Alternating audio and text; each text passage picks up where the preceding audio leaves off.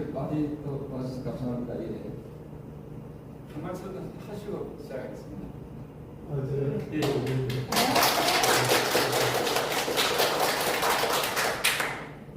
예, 우리 조경태 의원은 사실 모성한 분이시고요. 우리 당에서 당을 대표하는 경륜과 실력을 가지고 계신 그런 분입니다. 이번에 당대표 선거에 나오셨는데 우리 당원들을 만나기 위해서 우리 천안을 이렇게 방문을 해주셨습니다. 힘찬 박수로 환영해 주시기 바랍니다.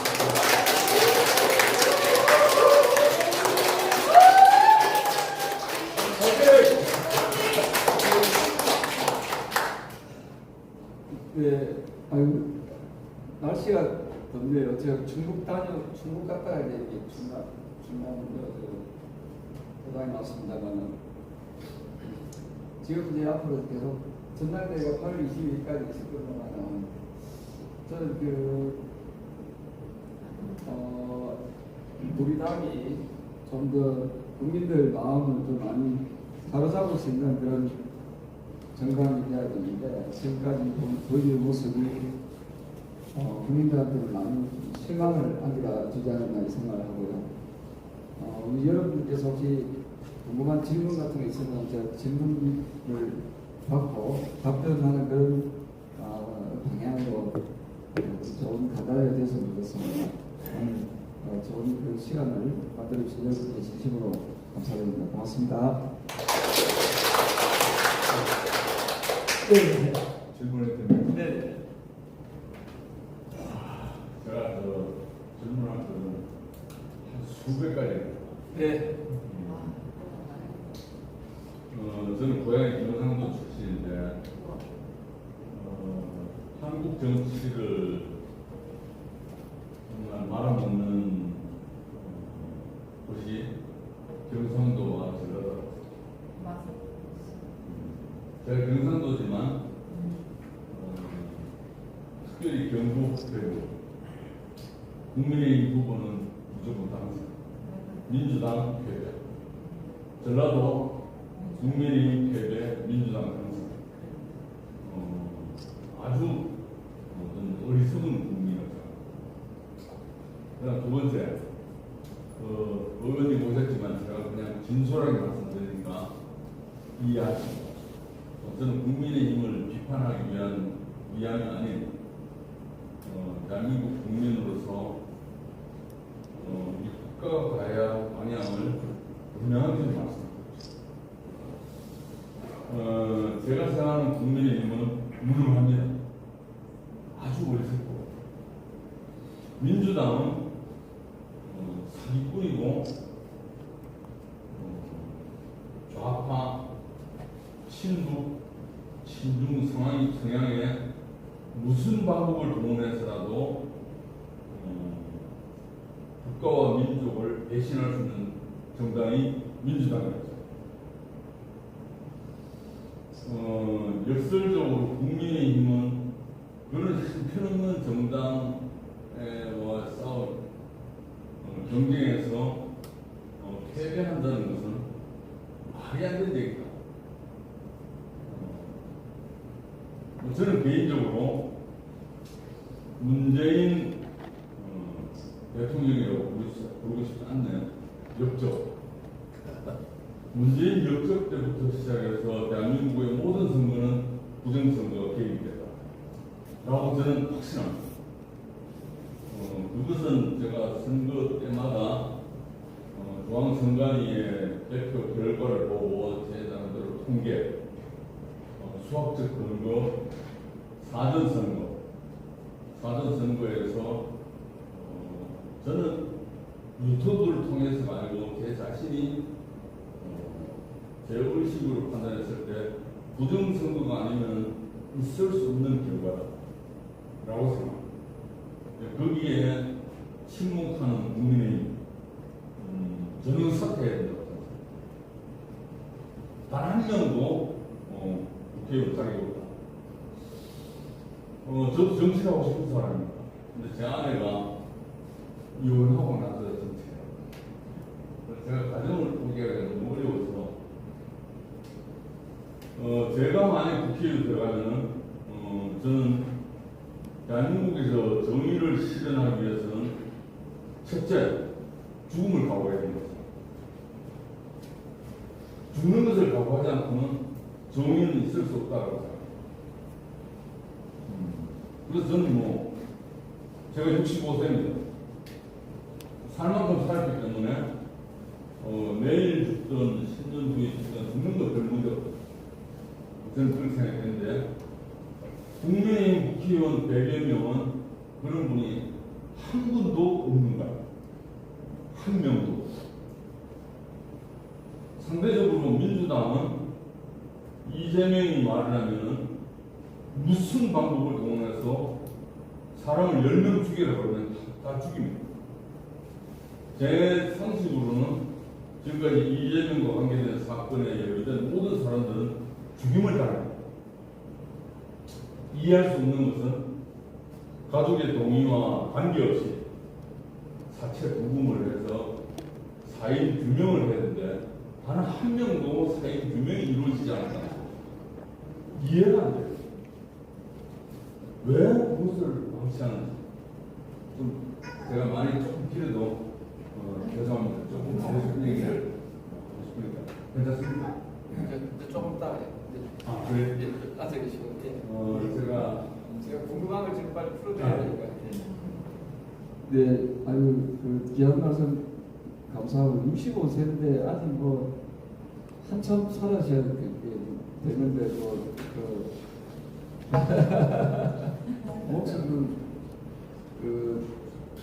소중한 거잖아요. 지금 죽는다는 것은 어리석음이다 생각합니다. 특히 우리 국민들 중에서 60대 이후의 국민들이 착시 현상이 있습니다. 착시 현상. 왜냐하면 내가 어릴 때 힘들었던 시간이 지금까지 계속 이어지다 보니까 대한민국이 어느 정도의 위상이고 내가 지금 어느 나라에 살고 있는지를 좀 혼돈하고 있거든요. 아마 65세니까 저보다 조금 더 연배가 높으신데요. 저는 57세입니다. 57세에 육선이면 대단한 거 아닙니까? 당대표 해도 되지요.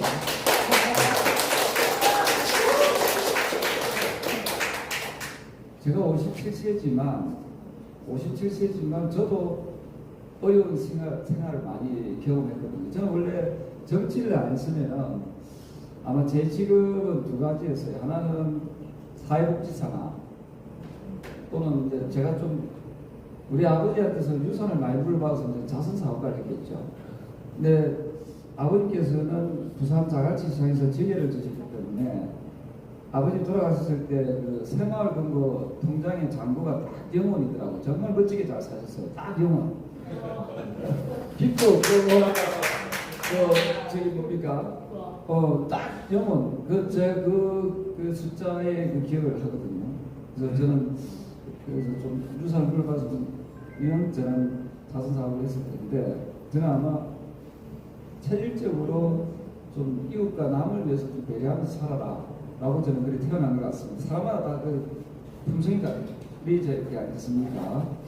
근데 한 가지 말씀드린다면 우리나라에 대한민국에서 죽을 각오를 한다는 것은 굉장히 어리석습니다. 대한민국이 전 세계에서 가장 잘 사는 나라 중에 한 나라입니다. 한 가지 예를 들면요, 우리가 몸이 아프잖아요. 몸이 아플 때 언제든 병원에 갈 수 있는 나라가 대한민국입니다. 다른 나라 그렇지 않습니까? 미국은 돈이 없으면 병원병자로 나갑니다. 그 다음에 캐나다나 영국 사회복지 참 잘 돼 있거든요. 하지만 거기는 의사를 만나기가 하늘 몇 땅입니다. 대기자가 너무 많기 때문에. 근데 우리처럼 아프면 전화해서 즉각 의료의 서비스를 받고 또 아주 저렴하게 국민들이 의료 혜택을 보는 나라가 대한민국. 대한민국 의료 시스템 제일 잘 되어 있습니다. 그것을 오바마 미국 대통령도 두 번이나 칭찬했거든요. 이런 나라에서 죽는다고요? 그리고 또 하나가 그 좌파 친중 국가와 민족을 배신한다라고 했는데 좌파 친중은 제가 뭐 어떻게 여러분들의 판단이니까 어떻게 뭐 판단에 맡기지만 국가와 민족을 배신하는 정당이 어딜까요? 민주당이었죠. 아닙니다. 제가 한미의원연맹 좀 회장을 맡고 있거든요. 국회의원들이 300명이잖아요. 그러면 우리 그 당원께서 회장님께서 생각하면은 우리 당이 국회 107명이잖아요. 네. 그러면 한미 동맹이 중요합니까 안 중요합니까? 중요하죠. 그러면은 107명이 다 들어와야 됩니까 안 들어와야 됩니까? 절반밖에 안 들어왔어요. 한미의원연맹의 국민의힘 소속의 국회의원들은 한 50몇 명 들어와 있고요. 반면에 민주당의 국회의원들이 100명 이상 들어와 있습니다. 지금 우리가 한미의원연맹이 170명이거든요. 그래서 우리가 어느 쪽이 더 애국적인 정당이라는 것을 우리가 너무 재단하면 안 된다. 그리고 또 하나가 일부 당원들께서는 아주 가짜야라고 할 수는 있을지 모르겠지만 민주당의 국회의원들과 태극기를 달고 있습니다. 맞죠? 우리 당은 안 달고 있잖아요. 민주당이 인민기를 달고 있는 게 아니고 태극기를 달고 있다는 거예요. 그래서 우리가 너무 한쪽을 지나치게 적대시할 필요는 없다. 그리고 또 하나가 부정선거를 말씀하시는데요. 저는 28살부터 정치를 했습니다. 저보다 오랫동안 정치를 한 사람이 없어요. 국회의원 중에. 그러면 제발 조경태 말을 들어야 되잖아요. 믿어야 되잖아요. 어떤 정강훈 목사나 이런 사이비 교주 같은 사람들, 전학일이다. 이 사람들이 자기 선거 뛰어본 적이 있습니까? 저는 공감하지 않습니다. 아니, 그 끝까지 들어보죠. 그 사람들은 자기 선거 해본 적이 없어요. 제가 왜 이 말씀 드린가 하면은, 우리 회사님께서, 선생님께서 정치를 했다. 그죠? 만약에 내년에 지방선거 아닙니까? 출마를 했다 했을 때, 눈에 불을 켜고 부정선거 잡을 거 아닙니까? 당사자인데. 맞죠? 한 표 한 표 얼마나 소중합니까? 맞죠? 다 그렇습니다. 우리 박 의원님 계시지만 본인이 부정선거로 당했다는데 가만히 있을 사람도 없어요. 그러니까 부정선거 음모론은요, 민주주의 국가를 파괴시키는 행위다. 저는 말입니다. 오래전부터 부정선거에 대해서 제가 얘기를 접했어요. 그때가 언제냐면은 제가 18대, 19대 때 제가 재선 3선 때 부정선거 이야기가 나왔어요. 그때 대통령이 된 분이 누구냐면은 박근혜 대통령입니다. 이해됩니까? 박근혜 대통령이 부정선거로 됐다는 거예요. 부정선거 모른 자리. 동의합니까? 그럼요. 동의 안 하는데 그분들이 지금 부정선거를 이야기하는 사람들이 그때 그 이야기했다니까요. 그래서 제가 뭐라고 답을 했냐 합니까? 그때 제가 답을 뭐라 했는가 하면은, 그럼 노무현 대통령은 그 부정선거 했나 아이가? 노무현 선거의 당선은 당신은 어떻게 증명할래? 왜냐면 노무현 대통령은 민주당을 당선된 사람입니다. 맞죠? 근데 이분들은 또 박근혜 대통령은 새누리당을 당선된 거예요. 맞죠? 완전 다른 정당에서 이분을 누가 부정선거라고 이야기하는데, 그 문재인 부정선거는 누구 어디서 설명해봐라. 하니까 얼굴이 붉게지더만요. 그 다음부터 저한테는 안 오더라고. 당시에 부정선거를 이야기했던 김어준 있죠, 김어준. 그 이상한 좀 유튜브 하는 유튜브 해가지고 진보파리 하는 돈 버는 사람들이에요. 그분은. 그가 부정선거 음모론을 이야기해가지고 영화까지 만들었잖아요. 영화까지. 그 이후에 잘못했다 해가지고 옛날에 이런 일이 있었습니다. 노무현 전 대통령 때 그때 민주당이잖아요. 부정선거 얘기해가지고 한참 시끄러웠어요. 그래가지고 그때 당시에 한나라당 당대표가 책임지고 사퇴합니다. 미안합니다. 잘못했습니다. 하고. 한나라당에서 그 당시. 그 기억 안 나지요? 그 찾아보세요. 있습니다. 그 이후에 또 18대 대통령 선거 때 당선되신 박근혜 대통령도 부정선거 또 이야기합니다. 이번은 반대 세력이 있어. 그래서 제가 드리고 싶은 말씀은 그럼 민주당은 지금 왜 그런 부정선거 이야기 안 오느냐? 민주당 당원들 사이에는 왜 안 온다고 보십니까? 모르시죠? 중앙당에서 이 부정선거 음모를 하면 이건 굉장히 심각해진다라고 판단해가지고 중앙당에서 전국을 다니면서 당원 이렇게 당원들 모아놓고 부정선거는 절대로 없다고 계속 당원 교육을 시킵니다. 전 당원들 상대로. 우리 당이 여기 빠진 거예요. 그게 없어요. 우리 당에서 부정선거는 잘못되고 조작이라고 해서 이야기했는데 그 이야기를 하니까 당원들이 미심쩍하게 그걸 좀 믿는 거예요.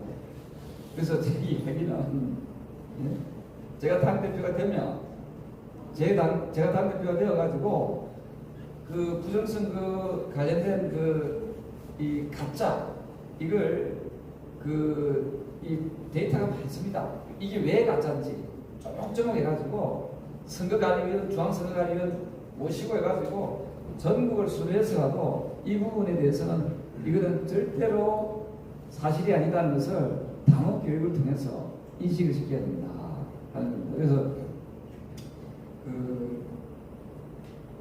그래서 드리고 싶은 말씀 많지만 부정선거와 관련돼서 음모론에 우리가 휘둘리면 안 된다. 그 다음에 또 하나가 민주당은 믿지만 국가와 민족을 배신한 쪽이 과연 어딘가?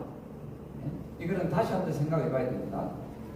국가와 민족을 배신한 분은 바로 윤석열 전 대통령이죠. 왜? 12.3 비상계엄을 통해서 우리 국민들 여러분들의 목에다가 촛불이를 겨울린 이거 용서할 수 없는 거 아닙니까? 그래서 저는 개인적으로 우리 국민의힘이 다시 거듭나려면 저는 이 용서를 국민들로부터 빌어야 된다. 이 고리를 끊지 않으면 우리는 두 번 다시는 집권할 수 없습니다. 두 번 다시는 선거에서 승리할 수 없습니다. 두 번 다시는 총선에서 승리할 수 없습니다. 그래서 제가 제 말을 믿으십시오. 제가 민주당보다 우리 국민의힘이 그나마 가장 강력한 무기라면요 조겐트입니다. 왜? 57세의 육선 의원은 민주당은 의석수는 많지만 가지지 못했거든요. 그래서 제가 이야기하고 싶은 것은 선거에서 이기려면 조겐트를 씁니다. 선거에서 지려면 부정선거 음모론자하고 같이 노는 전환기하고 같이 노는 윤석열 전 대통령, 파면된 윤석열 대통령하고 같이 노는 사람이 해라 이 말이에요. 그러고 나서 후회하니 많이 할 필요 없어요. 8월 22일 날 전당대회지 않습니까? 네. 이 마지막입니다. 마지막 기회. 이때 잘못된 선택하면요 국민들이 다 배우고 있어요. 지금 우리 당 지지율이 17%밖에 안 되잖아요. 그렇지 않습니까? 국민들 다 배우고 있습니다. 이때 만약에 잘못된 선택했다 하면은 국민의힘은 미래가 없습니다. 그래서 죄송한데 제가 의원님 말씀하셨는데 제가 한 5분만 말씀드리겠습니다. 저 질문이 있거든요. 예, 그러면 먼저 하시고 네. 짧게 좀. 네. 그럼 이렇게 하시면 내가 질문으로 그냥. 네, 알겠습니다. 아까 저를 핸드폰 지금 관계에 있는 바람에 의원님하고 지나치게 제가 공방을 하고 싶지 않고 저도 나름대로 제 삶의 소신이 부정선거라고 저는 왜 생각하냐면 민경욱 의원을 비롯해서 김두한 이런 분들이 공방대라는 조직을 만들어서 소송을 제기했는데 국민들한테 납득할 수 없는 부정선거가 아님을 투표함을 개항한 것 국민에게 이것은 부정선거가 아닙니다라고 설득하지 못했다고. 그 사전 선거로부터 본선거에 이르기까지 2, 3일간의 그 공백은 대한민국의 어떤 정치 건물도 아무도 모른다. 그거는 부정선거에 개입된 필수 요원만이 작동이 되기 때문에 아무도 모른다. 거기에 이제 저는 의혹이 있다고 생각해요. 윤석열 대통령의 그 경험과 탄핵과 이것은 저는 마땅하다고 생각하고 대통령은 자격이 없다고 생각합니다. 그리고 국민의힘에서 마땅히 윤석열도 마찬가지 대통령이라고 붙일 수 있는 그 감이 못 됩니다. 그거는 대통령직에 당선을 시킨 국민들에 대한 절대적인 배신이고 무책임입니다. 뭐 5년, 3년만 해도 돼. 정신 나간 바보죠. 저는 그걸 생각하고 단호하게 조치해야 된다고 생각합니다. 그 다음에 민주당을 무조건 부정적으로 보지 마십시오. 저는 그렇지 않습니다. 국민의힘은 엄청나게 바보스럽고 무능한 정당입니다. 민주당은 수단과 방법을 가리지 않고 국민을 개무시해가면서 멋대로 입법을 추진합니다. 자, 현재 이재명은 범죄인입니다. 피의자입니다. 대통령 되기 전에 범죄 사실이 대법원에서 고등법원으로 파기 환송이 됐다는 사실은 범죄를 인정합니다. 왜 국민의힘 정치권에서 국민들은 입 다물고 있어야 돼요? 이게 정상적인 나라입니까? 있을 수 없는 일이에요. 저는 총리 있으면 이재명을 쏴죽이고 나도 사형을 받고 싶어요. 저기 의원님, 저는 크리스찬입니다. 제가 그 죽음을 결코 쉽게 생각합니다. 알겠습니다. 예. 그럼 박수 한번. 네. 이거는 사실은 이 충남 도당이기 때문에 저도 좀 조심하시기. 둘이서 있는데 그게 아니 저는 공개 방송에서 예, 알겠습니다. 제가 한 가지 더 이야기하겠습니다. 저기 모순인 또 하나 설명해 드릴게요. 우리 우파라고 보통 이름을 부르는 이 보수, 그 보수 중에 또 부정선거를 믿는 분들, 이런 분들은 사전투표하지 말아야 돼, 맞죠? 무슨? 김문수 전 후보가 그 부정선거를 사전투표하지 말라고 했었어요. 부정선거고 버스도 타고 막 이런 걸 기억나, 2020년대에. 그런데 지난번에 정작 자기 선거 때는 올해 대통령 선거 있었지 않습니까? 자기 선거 때 5월 25일 날 한참 대선하는 날 5월 22일 날 사전투표 동료 메시지를 냈어요. 그거 어떻게 해석하겠습니까? 사전투표 하지 말아야 했던 분들이 갑자기 또 걱정 말고 사전투표 해달라 해요. 제가 그 방송을 들었을 때는 참 어리석어요. 그래서 제 이야기는 그게 아니기 때문에 그렇습니다. 그리고 또 하나가 부정선거를 믿는 사람들이 왜 투표합니까? 지는데. 맞아요, 맞습니다. 지는데 왜 투표합니까? 이게 공선거에 투표하고. 이랬다 저랬다 지잖아요. 이랬다 저랬다 지지 않습니까? 하나만 하는 투표 안 합니까? 안 해야죠. 기권해야죠. 혹시나 해서 합니다. 그러니까 이게 무슨 말인가 하면요. 회장님, 우리나라가 전 세계에서 가장 선거 제도가 선진화됐다는 겁니다. 우리나라의 선거 제도는요, 감히 다른 나라가 그 추정을 불허할 정도로 굉장히 선진화됐다는 겁니다. 그래서 제가 우리 그 윤석열 전 대통령 있잖아요. 그 0.7% 차가 겨우 있지 않습니까? 부정선거를 믿는 사람은 그보다 더 크게 이겼을 건데 꼴랑 0.7%밖에 못 이겼다고 합니다. 말도 그러면 지야지요. 왜 부정선거를 조장하는 사람들이 0.7%로 이기게 해주니까 지게 만들어야지. 그러니까 이게 그 다음에 또 지방선거에 있지 않습니까? 지방선거에서 대전에 국회의원 한 석도 없잖아요. 국민의힘에. 그죠? 대전에 국회의원 수가 한 명도 없는데도 대전에서 국민의힘 그럼 대전시장 된 것도 부정선거네요. 네? 국회의원이 하나도 없는 데서 어떻게 단체장이 나옵니까? 그건 또 놔둡니까? 의원님 전 제가 할 말 찾는데 아니, 그래서 한국의 선거 프로그램 뭐라서 부정선거 자, 그래서 제 이야기는 뭐냐면 민주당이 다수당 그 횡포 이거는 이미 4월 4일 헌법재판소에서 판결할 때 비상계엄은 위헌이고 불법이라고 하면서도 뭐랬습니까? 다수당인 민주당이 그런 행보에 대해서 적시했습니다.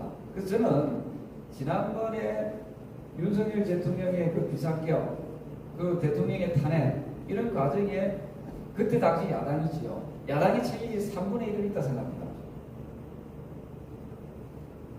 그래서 이번에 우리가 지도부를 잘 뽑으면 그것을 물고 늘어지면서 민주당의 폐악질, 민주당의 독선, 민주당의 아집, 민주당의 독단, 민주당의 독재학 이것을 조경태가 막아내겠다는 거 아닙니까? 그러려면은 지금 일어나고 있는 세 개의 특검 있잖아요. 내란 특검, 김건희 특검, 최상민 특검. 요 세 특검에 가장 자유로울 수 있는 사람이 당대표 되는 거 아닙니까? 맞습니다. 그 사람이 누구입니까? 그 사람이 조경태입니까? 조경태입니까? 그래서 제가 이번에 당대표 해가지고 민주당에서도 꼼짝 마라 할 수 있는 사람이 깨끗한 사람 이 되면은 우리 당에 희망이 있다. 그래서 보수에 조금 전에 저한테 어떤 어르신이 문자가 보냈어요. 문자가 이분은 어르신인데 뭐라고 보냈는가 하면은 한번 보겠습니다. 이야기하면 안 되긴 한데 읽어드릴게요. 있는 거 들으니까. 박근혜를 수사해서 감옥에 보낸 가짜 보수 윤석열과 그 세력을 청산하고 사실은 윤석열 대통령 가짜 보수 아닙니까? 저분은 민주당의 문재인 대통령이 임명했던 검찰총장 맞지요? 네. 그것도 잊어버렸습니다. 맞죠? 그렇습니다. 국민의힘에 입당한 지 3개월도 안 됐습니다. 3개월짜리 당원 있습니까 이게? 그래서 이분의 말씀에 저는 와닿는단 말입니다. 예? 가짜 고수 윤석열과 그 세력을 청산하고 조경태가 당원들과 힘을 모아 반듯하고 강한 보수 정당 국민의힘을 만들자. 이것을 전국 방방곡곡에 외쳐주세요. 응원합니다. 여째 드신 분이 저한테 문자 보냅니다.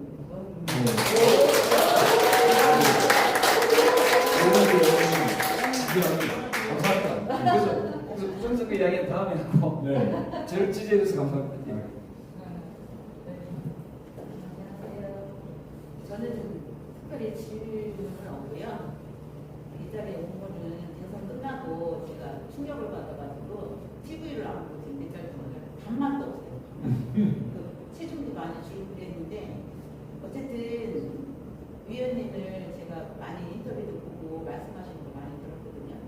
근데 말없이 지금 의원님의 그 상식적이고 우리를 대표하는 말씀을 하신 거를 굉장히 이런 일은 안 오지만 목소리는 안 내지만 지지하시는 분이 많아요.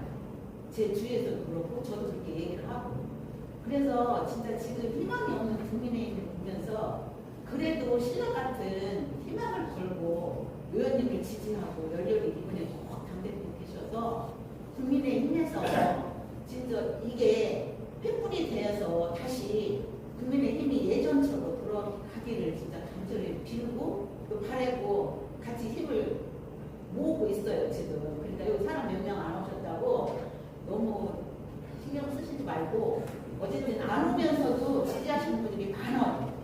그러니까 우리 희망이 돼 주셔서 진짜 국민의힘을 다시 좀 일으켜 세워 주셨으면 감사하겠습니다. 제가 하고 싶은 얘기는 그 말 때문에 왔고 그래서 지지하고 있어요. 감사합니다.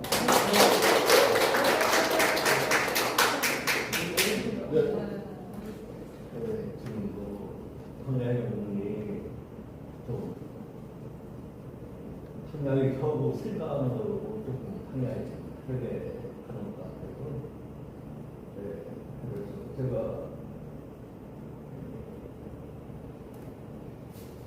중간에 경찰입니다.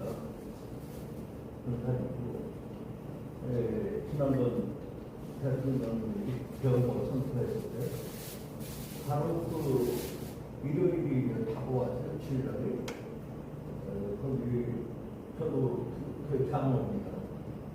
그런데 목사님이 그 윤석열이 그걸 반란을 일으켰다고 하는 내용을 설교를 하고 있어요. 어떻게 하고 아무 일어나 못했어요. 그래서 아니 금방 이렇게 세상이 바뀔 수 있을까 그러고 대통령을 분명히 선거에서 대통령이 된 사람을 대통령에서 떨어진 사람이 계속 귀찮게 해가지고 못 견뎌서 결국은 나라를 바로 잡으려고 이렇게 일을 벌였는데 이것이 선거의 주 이슈가 뭐냐면 내란을 일으켰다고 보는 거예요. 그리고 윤석열 대통령은 국민이 뽑은 국가의 대표입니다. 그런데 자기가 떨어진 자기가 대통령을 끌어내리려고 별의별 짓을 하고 그래가지고 결국은 반역해가지고 대통령을 끌어내리고 저희가 지금 대통령이 됐어요. 이게 도리에 맞는 일입니까? 내가 거기 나보고 의사팀이라고 하는데 누나 아들입니까? 의사예요. 전라도 사람들은 도리에 맞지 않은 이재명을 이렇게 극단적으로 신청하는 것은 있을 수 없는 일이다. 네, 알겠습니다. 대통령이 떨어진 사람이 대통령을 떨어뜨리고서 자기가 지금 올라갔어요. 반역이 아닙니까? 알겠습니다. 제가 네, 답변하겠습니다. 아니요. 네. 네, 제가 뭐 다시 질문 네. 할 필요가 없으니까 네. 말씀을 좀 다시. 드리는데 지금 당에서 대통령이 문제를 가지고 둘로 나눠졌어요. 좀 지지율 쪽이 지금 유리한 것 같습니다. 네, 맞습니다. 네. 그런데 앞으로 당권을 잡을 경우 혹시 당권을 못 잡을 경우도 있어요. 이 과정이 지금 선거를 과정을 통해서 지금 오고 있어요. 보는데 만약에 서로 화합이 돼서 어느 한 분을 모실 경우면 그 사람이 가능성이 있다면 이걸 화합해서 단일화를 시킬 수 있는 용기가 있습니까? 없습니까? 그걸 듣고 싶습니다. 알겠습니다. 예. 질문 감사합니다. 제가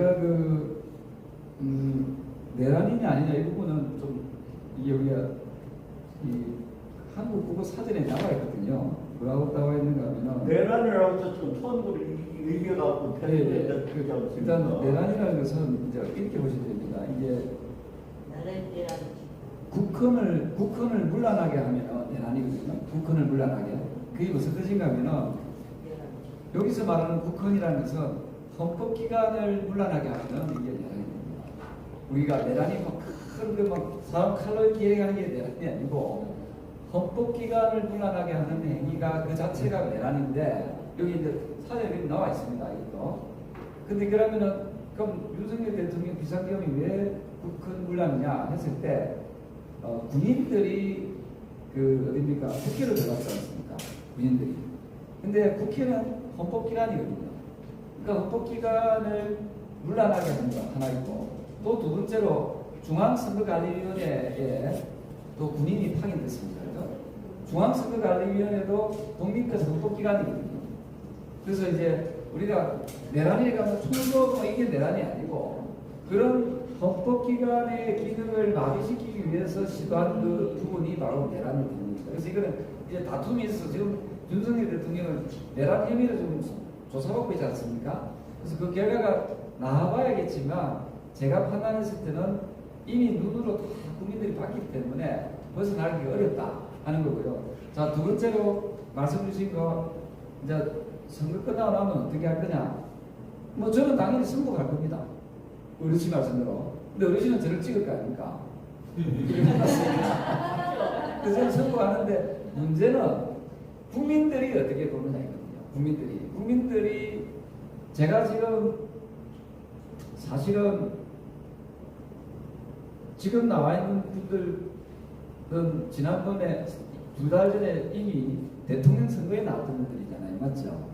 대통령 선거에 나와서 TV 돈도 하고 국민들한테 얼굴이 많이 알려진 분들입니다. 그리고 우리 당 후보였던 분은 지난번 대통령 선거에서 무려 41%나 받았던 분입니다. 맞죠? 국민들로부터.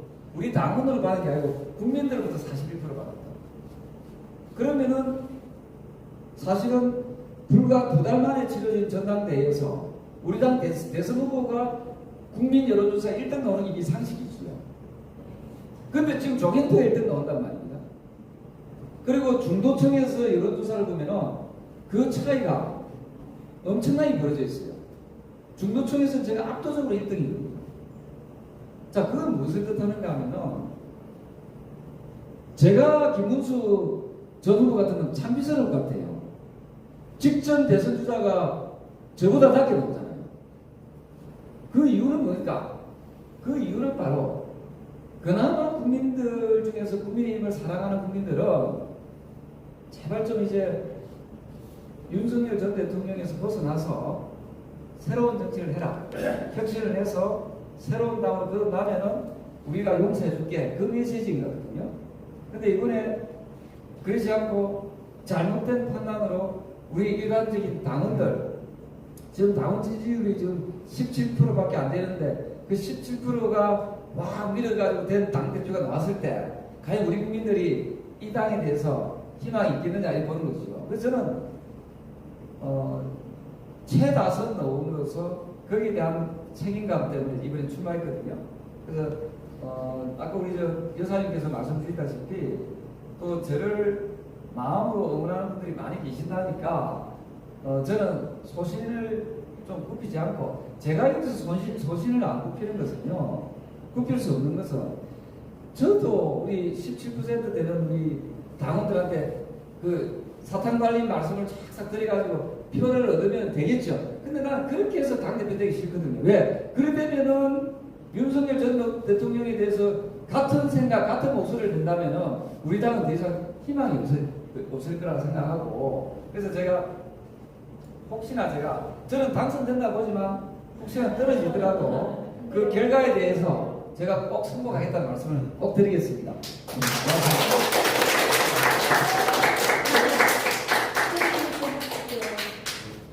저는 캐나다에서 심지어 못하다가 2년 전에 한국 와서 지금 살고 있는데 저는 전국에 돌아다니면서 이렇게 당원가이라든지 여러 가지 시장을 인터뷰를 하고 저는 오늘 천안을 처음 왔는데 천안 분들하고 인터뷰를 하면서 물가가 너무 높다, 먹고 살기 힘들다 이런 이야기를 많이 하시더라고요. 저는 여기 사는 사람도 아닌데 좀 여기 사시는 분들이 그런 거에 대해서 좀 더 질문을 하셨으면 어떨까. 당대표를 나오셨군요. 천안과 대전과 충청도에 대한 비전이 있는지 물어보면 어떨까 이런 생각을 좀 하면 되는데 좀 그런 질문 안 나왔어서 개인적으로 좀 아쉽고 그리고 저는 정치가 빠르게 다스리는 일이라고 생각합니다. 그런데 지금 정치인들이 부정선거에 대해서 억울할 수 있겠죠. 만약 그것이 있다면. 근데 바르게 다스려야 되는데 편을 나누면서 부정선거에 대해서 이야기하는 자체가 보면서 피가 거꾸로 쏟아져요. 왜냐? 국민 세금으로 일해야 될 분들이 편당을 하고 있으니까요. 근데 저는 이재명 정부를 굉장히 안 좋아하니까 지금 관세 협상에서까지 전 정권 한 수까지 엔드립도 카드가 들리거든요. 좌파 정권도 그렇고 우파 정권도 전 정권에 대해서는 예전부터 말이 많았고 다양한 형태로 어떠한 약속이 바뀐 게 있습니다. 하지만 급격하게 미국과 다른 말을 해가면서까지 전 정권을 하소하려는 것 그리고 나토에 불참하면서 광주에 갔죠. 광주 신공항과 여러 가지 북한에 있는 엘리트 운동 선수들을 광주에 호텔에 뭐 초대하는 그런 것들에 서명을 하는 등등등. 저는 그 당대표로 대신 조경태 의원님이 어떤 안보관을 가지고 있는지에 대해서 굉장히 궁금합니다.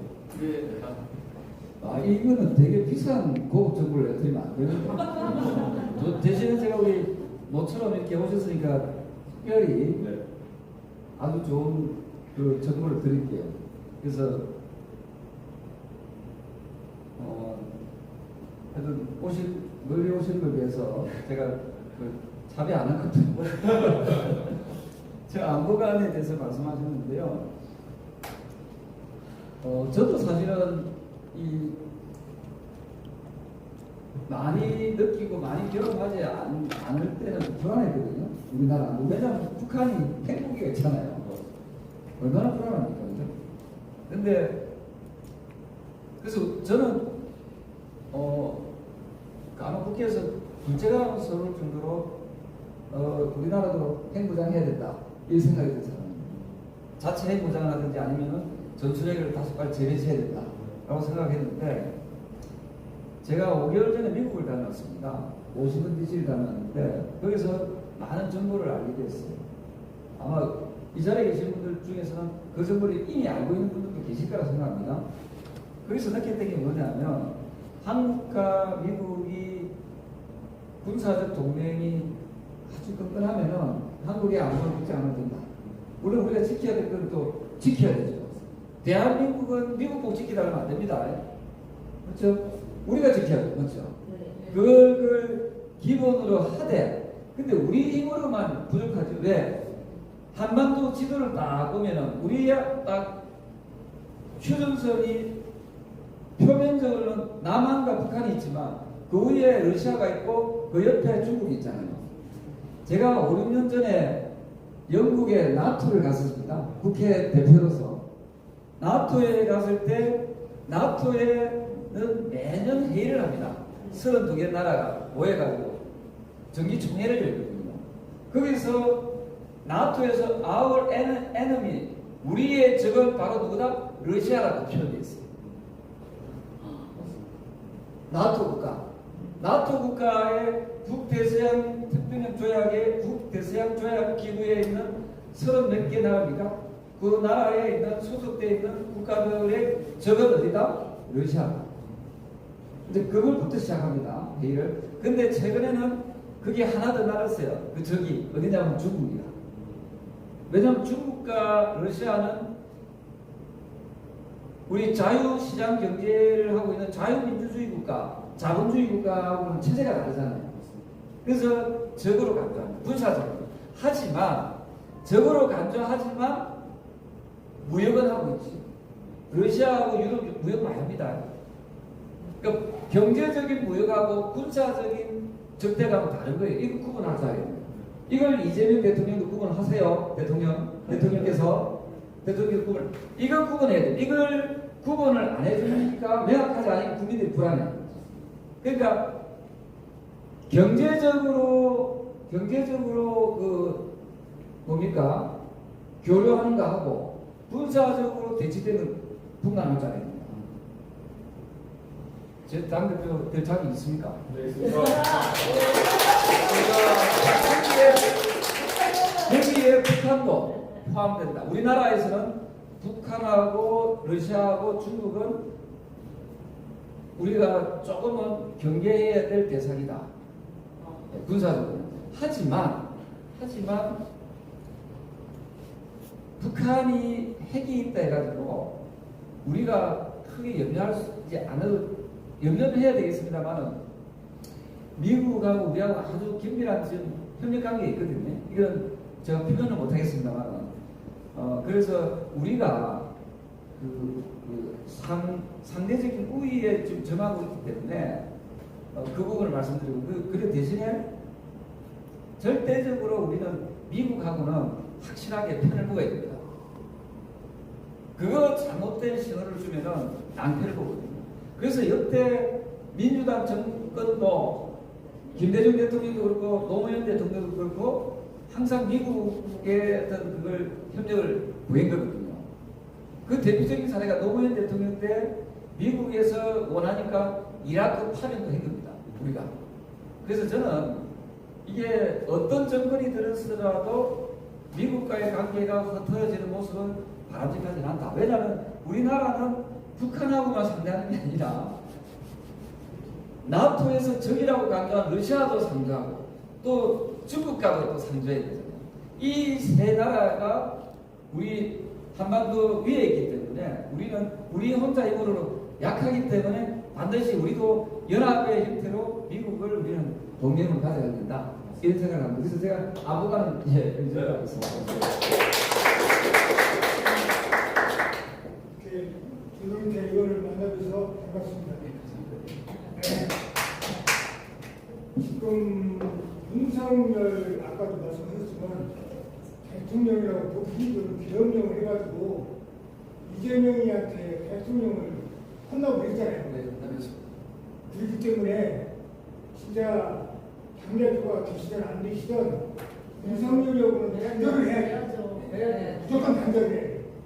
그게 최우선이고 당대표가 되시든 안 되시든 지금 시작해요. 하나 되시면 무조건 듣고 응원을 하니까. 그런데 지금 천안도 그렇고 아까 대전도 말씀하셨지만 충청권에서 민주당한테 국민의힘이 국회의원이 너무 없어요. 그건 뭐냐? 당대표 되시는 분들이 충청권에다가 조금 힘을 써가지고 이 사람들은 좀 국회의원이 나갈 수 있는 힘을 밀어줘야 되는데 오로지 경상도 사람들만 사용되는 거야. 그러니까 충청도라든지 경기도에서 국회의원이 많이 되면은 무조건 이기는 거예요. 무조건. 그 방법을 찾아서 천안에 거기서 국회의원 의석수가 3명인데 다 민주당 분들이에요. 그건 말이 안 되는 거예요. 당대표 되시려면 세례안으로 좀 밀어주세요.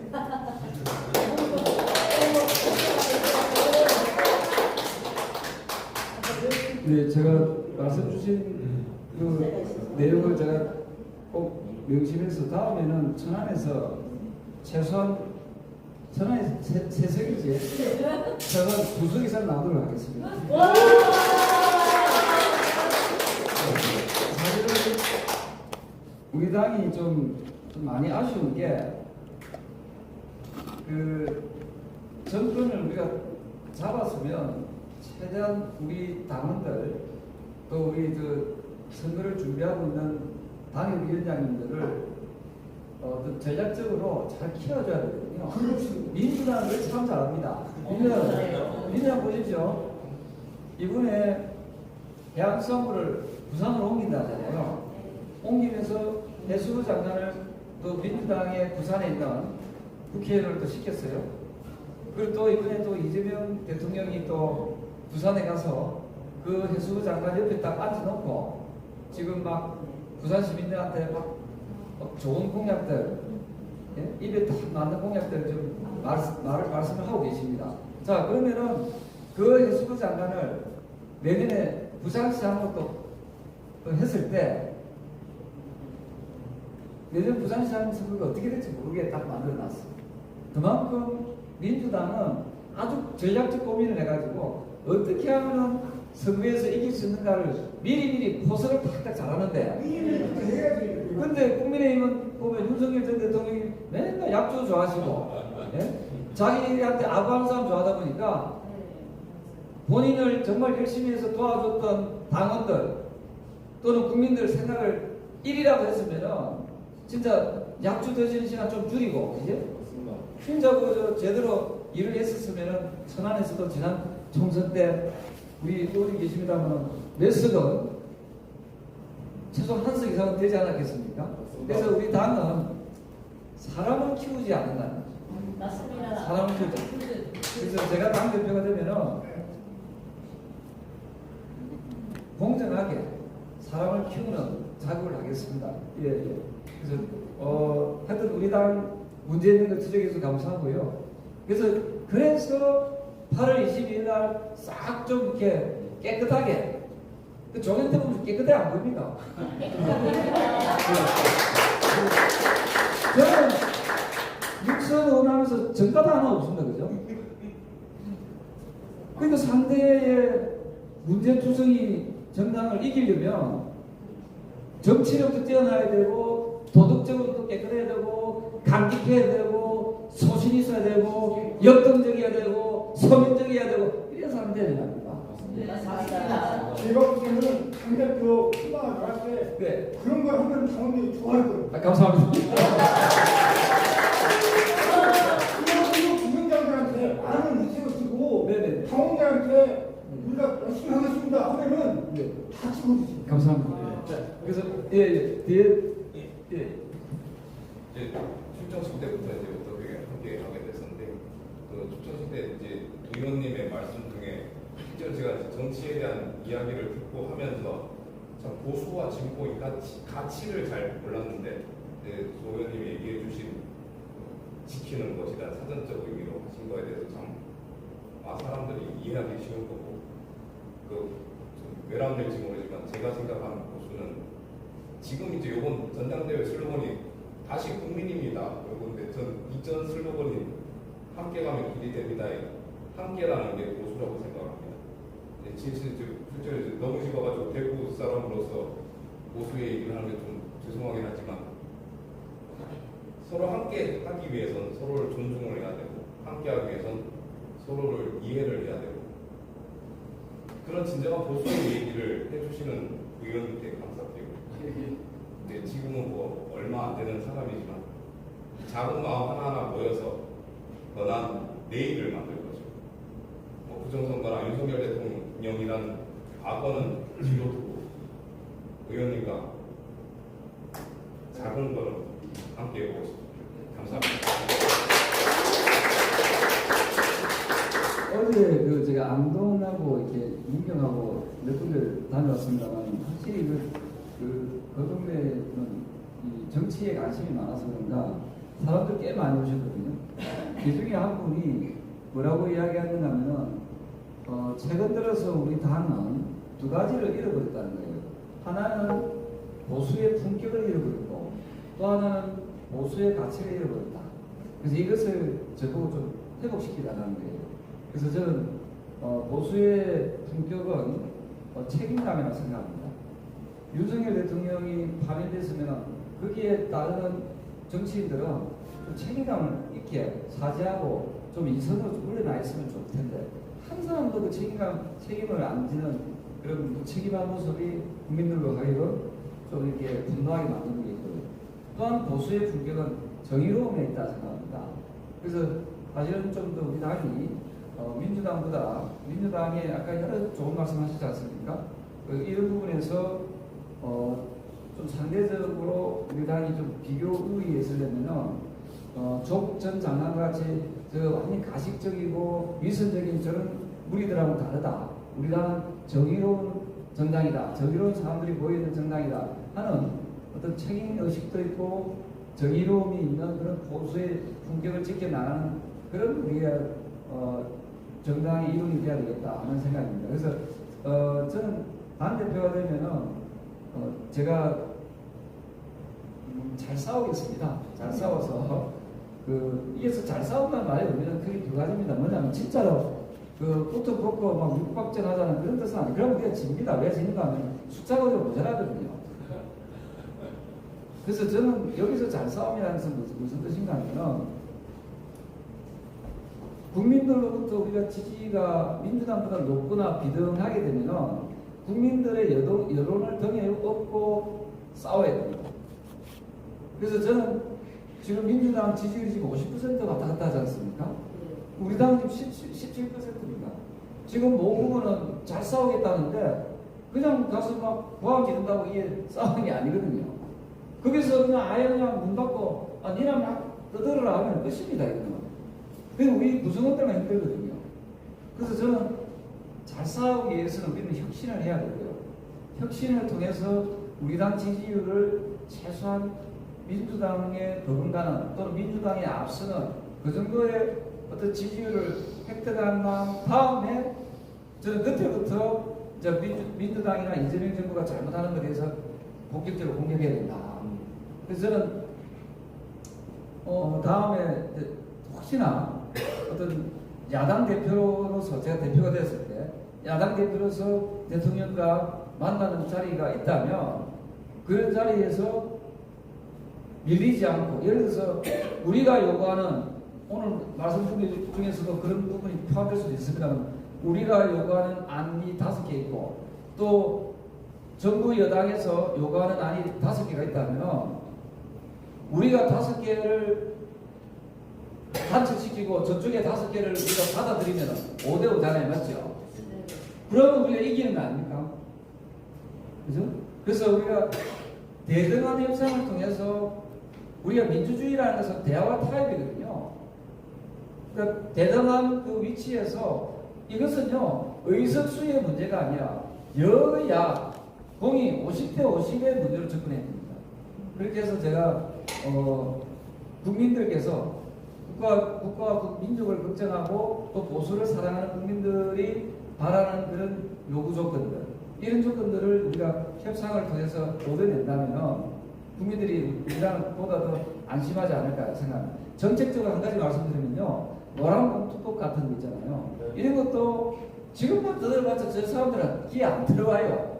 이런 것을 야당 대표로서 정당당하게 대통령을 만나가지고 협상해서 우리가 관철시켜낸다면 우리 국민들이 안심하지 않겠습니까?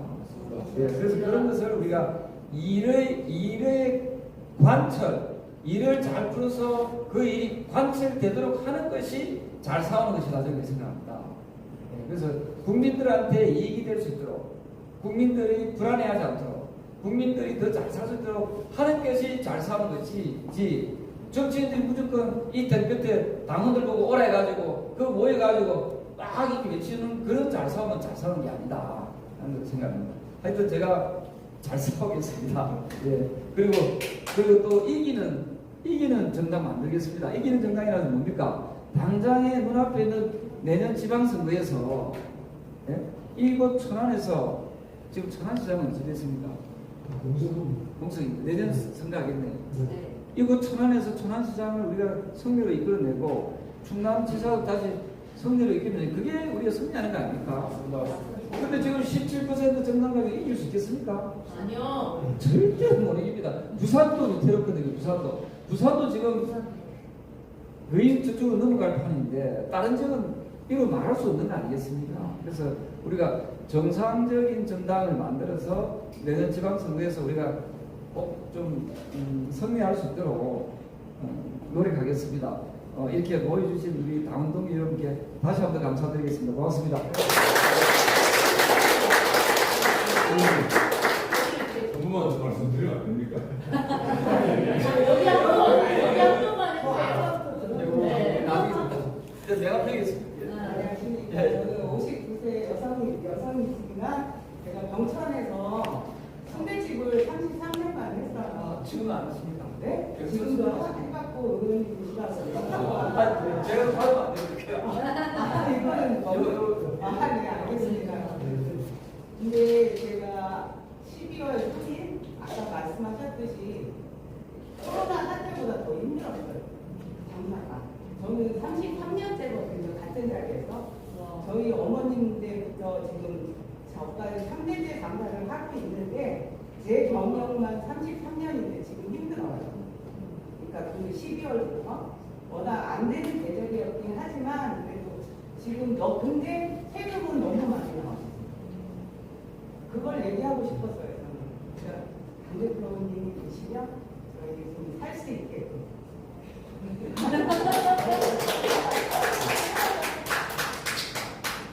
야, 제가 할 일이 참 많네요. 제가 어제 어디입니까? 지방에 청도입니까? 청도 쪽에 청도, 경상, 청도 하도 많이 해가지고 지금 하여튼 그 언저리에 보니까 상주하고 한 분들도 있고 고령에 갔구나. 이분들 만났는데 비슷한 얘기를 합니다. 한 분은 어떻게 얘기하냐면 젊은 친구인데 젊은 남자예요. 아파트 회장이더라고요. 아파트 회장인데 그 자기 동네 아파트하고 이 다리를 놔야 되는데 교통이 되는데 한쪽 지자체에서 좀 반대하기 때문에 이게 굉장히 불편하다는 근데 아무리 예를 써도 안 된다는 거예요. 그래서 제가 저보고 당대표되면 그것 좀 해결해달라는 거예요. 그리고 또 한 분은 또 여성 농업인인데 이분은 이제 땅을 빌려서 농사를 짓고 있어요. 성주가 참외가 유명하잖아요. 하는데 자기는 이제 더부살이 하는 농사니까 임대해서 하다 보니까 보상을 못 받는 거예요. 그래서 이번에 비마요 하려고 했잖아요. 그 이런 것 좀 해결해야 된다. 이거 사실은 그 풀어줘야 될 부분이거든요. 그래서 지금 방금 말씀하신 세금 문제가 가장 큰 것 같습니다. 그래서 자영업자뿐만 아니라 중소기업 하시는 분들도 세금 때문에 너무 힘들어 하세요. 그래서 제가 사실은 우리 당이 대표되면 대표가 해야 될 일이 바로 이런 거거든요. 근데 그동안의 당대표는 그냥 폼 잡고, 예? 지 공천권 있다 한 식으로 해가지고, 그냥 언론에 그냥 스포트라이트 받다가 그냥 이미 끝나면 가는. 그러니까 우리 당이 못 이기는 겁니다. 그래서 이번에 저한테 제가 당대표 되면은 지역별로도 굉장히 남는 장사가 될 겁니다. 그래서 해결하기 어려운 이런 숙제들 있잖아요. 그런 걸 얼마든지 조정해서 풀면 되거든요. 그런 갈등을 조정하고 갈등을 풀어나가는 능력, 이것이 야당 대표의 능력으로 생각합니다. 저는 오랫동안 제 지역구에서 그 갈고 닦은 실력이 바로 그거거든요. 그래서 저한테 기회를 주신다면은 우리 당원들 뿐만 아니라 우리 국민들이 지금보다도 훨씬 더 행복하게 잘 살 것이다 하는 것을 제가 말씀드리고, 이 부분에 대해서 민주당의 당대표보다도 훨씬 뛰어날 것이다. 맞습니다. 이런 고배를 놓친다면은 뭐 다음은 뭐 그죠? 그래서 저는 과거에 우리 역사를 보십시오. 저는 민주당의 문재인의 그 대표의 폐악질을 보면서 제가 은신스러워서 정말 보기 싫어서 몸서리나 할 정도 보기 싫어서 그 당을 나온 사람입니다. 민주당 민주적인 정당이 아닙니다, 여러분. 민주당의 의원들은 의원총회에서 자유로운 발언을 못합니다. 최소한 제가 있을 때는 그랬거든요. 근데 그런 정당을 못 이기는 거 보면 내가 너무 답답한 거예요. 그저 이 당에 와보니까 원래 전통 보수 정당의 가치를 너무 많이 상실했어요. 우리 중앙당에 가면은 큰 어른 세 분의 사진이 있습니다. 그죠? 조국 건대화를 통해서 대한민국을 이만큼 8대 선진 대국으로 만들었는데 기여하신 박정희 대통령 맞죠? 박정희 대통령이 공감이 있지만 저는 잘했다는 게 70% 이상 있다고 생각합니다. 못한 것도 있죠. 30%가. 근데 누구든지 간에 공감이 있는 겁니다. 그랬을 때 박정희 대통령이 이룬 보릿고개, 배고픔, 이거 해방시키는 것은요, 대단히 위대한 아름다운 정치라고 생각합니다. 그죠? 지금의 보수는 상류층 저끼리 잘 먹고 잘 사는 거지만 박정희 대통령은 저 서민들, 어려운 사람들 잘 살게 했다는 겁니다. 차이점 아닙니까? 그 배워야 되지 않습니까? 우리 후손들하고. 두 번째로 박정희 대통령이 조국 건대화를 통해서 산업을 일으켰으면 지금 우리가 이렇게 자유롭게 토론하고 또 누구 욕하고 또 떠들고 할 수 있는 자유를 준 민주주의를 정착해 지는 분이 누굽니까? 김영삼 대통령이지요. 네. 김영삼 대통령이 민주주의를 확실하게 확고하게 붙였습니다. 잘 아시다시피 민주주의가 완벽한 민주주의가 되지 않은 나라 중에서 선진국이 없습니다. 잘 산 나라가 없어요. 민주주의가 토대가 되어서 경제가 성장이 같이 이루어져야지 선진국이 되는 겁니다. 그래서 우리 보수, 정통 보수 국민의힘은 박정희 대통령과 김영삼 대통령을 가진 그런 위대한 정당이거든요. 거기에 덧붙여서 우리가 자칫했으면 한끗 차이로 사회민주주의 공산국가로 갈 수 있는 것을 미국과 함께 함으로써 대한민국을 자유민주주의 국가로 만든 분이 누굽니까? 이승만 대통령이잖아요.